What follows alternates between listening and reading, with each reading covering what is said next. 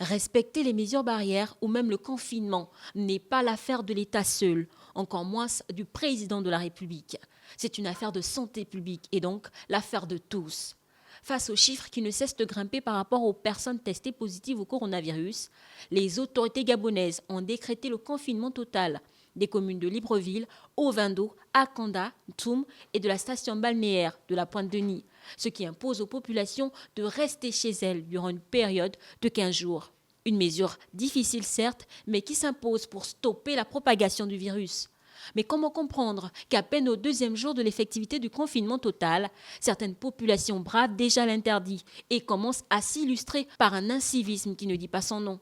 Plusieurs personnes ce mardi sont en effet sorties de chez elles, sans aucune raison essentielle, sinon celle de défier l'autorité de l'État. Voyez par vous-même ces images.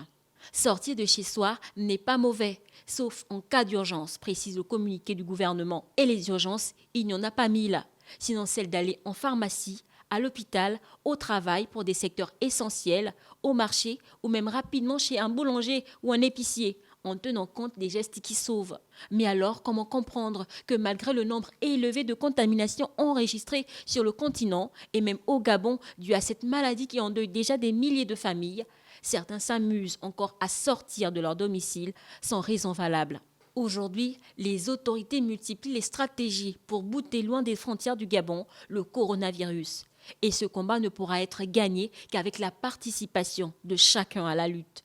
Alors, en cette période de confinement total, un seul mot d'ordre à retenir, restez chez vous. Un mot d'ordre qui doit devenir un credo pour tous, car il en va du bien-être de chacun. Quand on parle de confinement total, il n'y a plus d'heure de sortie.